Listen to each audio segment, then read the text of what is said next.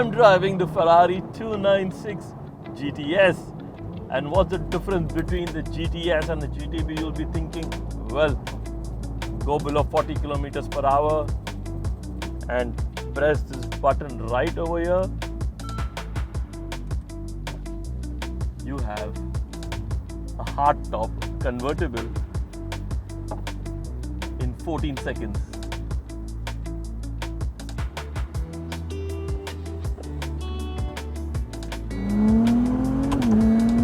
Smiles to the miles is what you get with the roof down. It makes you one with the environment, and you can hear the engine, the turbochargers and the environment in all their glory. This is a proper supercar. 0 to 100 in 2.8 seconds, which is the exact same as the 296 GTB, its hardtop brother. 0 to 200 is where the 296 GTS is slightly slower than the hardtop, but who cares, because you look so cool in the convertible and it drives as well as the GTB. 820 horsepower from a twin turbo V6 with a battery pack. So this car is a plug-in hybrid exactly as the 296 GTB. 8-speed dual clutch transmission and proper Ferrari. Handles and turns on a dime, goes like the clappers, and you can pretty much put it exactly where you want to be. Rear wheel drive, super fun to push around corners and bends. Here's like a proper fighter jet. This car feels ready to take on the world with its agility, looks and performance. Do you need to buy one? Heck yeah, everybody needs a 296 GTS or GTB in their life. There's no two questions about it. The build quality is spectacular. Ferrari has really outdone itself in building this car. You want to be eco-friendly? Drive it for 25 kilometers in electric mode only and decide to hail thunderstorms on people around you. Open it up, and it goes.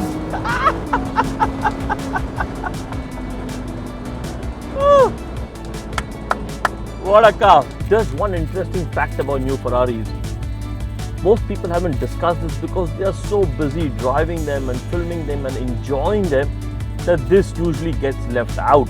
And we have the opportunity to present you that. That is Ferrari's brand new HMI system, which is human machine interface, or basically a fancy word for infotainment.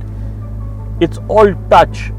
And it's all on the steering wheel or around this. So literally from year to year, we take a deep dive into this HMI system so that you know exactly where and what which button does. When you buy a Ferrari or your friend buys their Ferrari and they don't know what to press when they want to access something, and you come in like the cool person that you are and show them that. So let's go into a deep dive of the Ferrari HMI.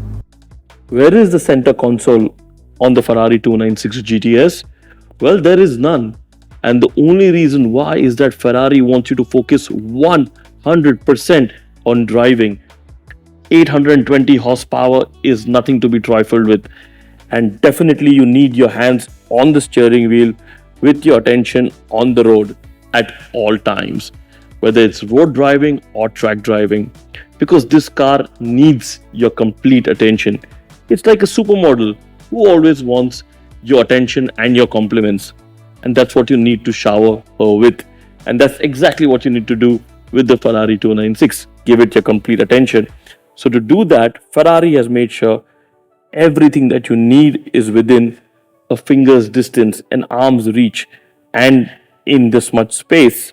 So between these two wings, I would like to call it, and the steering wheel, you have every single button that you need to use in this car. Example, to lock and unlock doors, the button is over here on top. If you want to change the radio station, there is a button right behind over here that will help you change the radio station or the music track. And then you have one small button at the back over here that will help you change the volume, increase or reduce the volume. There's a scroll button right over here at the back.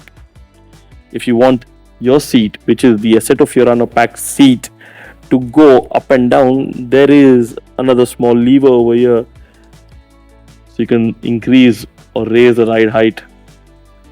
And there are multiple other small buttons.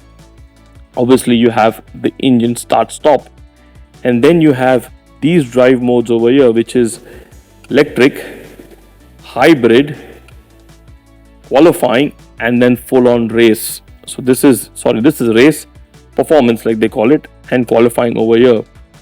This gives complete power to the car in any given situation, managing the engine and the battery at the same time. We will go back to hybrid, and here you have the Manettino, which you can switch from wet to sport to race, and then traction control off. And this is traction control completely off, which is only if you have of steel to that, or driving abilities of the Stig. Otherwise, I think race is fine. Mere mortals like me will drive on race. Moving to this button. This is the engine start stop button. I used to love the previous one, which it was a physical red button, but now it's become a touchpad. Headlights is over here. You can choose your headlight beams, and if you want a high beam, you need to just press this and it will be high beam. This button is used to manage your cruise control, answer telephones, and obviously cut the telephone, voice recognition. And this is the button which is used to... Thank you for interrupting me. I shouldn't have pressed it. This button is used to manage your cruise control speed. This is to increase and reduce the speed, and this is to reset cruise control. This side you have the wiper button, and the speed of the wiper can be adjusted via this scroll over here. Indicators over here. Heated and cooled seats with Aceto pack. That is pretty cool. This scroll is your home button. It will give you all the information: vehicle, audio, navigation, phone, and other settings. Everything that will be displayed to you is managed on this digital dash, including your front and rear cameras and sensors. Now, all of this is on the steering wheel over here. What is not on the steering wheel? So, your side mirrors, opening, closing, and adjustment of your side mirrors is over here. Your parking system buttons are over here. So, whenever you need parking assist, you can use any of these buttons over here. Your climate control buttons are on this wing over here. This is pretty much all you need. Now, if you want to open the front of the car, it's over here. The petrol is over here, and this is for the plug-in hybrid. To open the rear cover, there's a button over here. And obviously on the center console, you have buttons for your power windows, your gear levers, SOS, hazards, and both the buttons for retracting and opening of the roof, and the glass over here. Have I missed anything else? No, I think I have gotten pretty much every single button. Yes, some of them are a handful to find or tricky to find, like the volume and the radio controls and the lock unlock switch over here. But otherwise, it's pretty seamless to understand once you get used to it. The passengers have their own screen which they can control media, audio, navigation, and understand the speeds of the car. It's like their own mini digital dashboard, which now other brands are copying as well.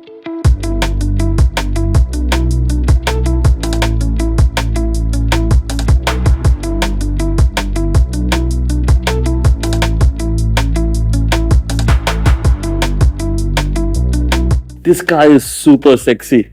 Just look at the curves on this thing. Coke bottle sexy is what I like to call it. But as you can see, the biggest difference between the previous cars we have reviewed and this particular car is that it has no roof, because this is the GTS, and the GTS is a hardtop convertible. Yes, in 14 seconds the roof opens up and goes right below this area, and you have a beautiful convertible to enjoy in beautiful weather that we're going to have right around the corner here in Dubai. The hardtop has a complete Lexan cover over here through which you can see the engine, but in the convertible there is a small piece of glass which you have to raise, and it has old school style holder, and you can see the engine partially, whereas in the hardtop you can see the complete engine setup. You can also see the chassis number on the car. Now the Lexan is lighter and has its own pistons, whereas this is made of glass and has, where does this go? Sorry, it goes here. Yes, and is made of glass and is slightly heavier. The GTS is 70 kilograms more heavier than the GTB. So if you want to go on the racetrack or you want to be slightly faster, you need to get the hardtop. But if you want to cruise, have fun and look super sexy, the convertible is the way to go. Either way, you're not going to be wrong, because there are no wrong choices with the Ferrari 296. You just do what your heart tells you to do. Yes, you should buy the 296, period. And if you aren't convinced, go look at our other videos of the 296 GTB on the racetrack, on the road, on wherever else you have driven it, and I'm sure you will come away with saying, yo bro, I need to buy this car. Where do I get it?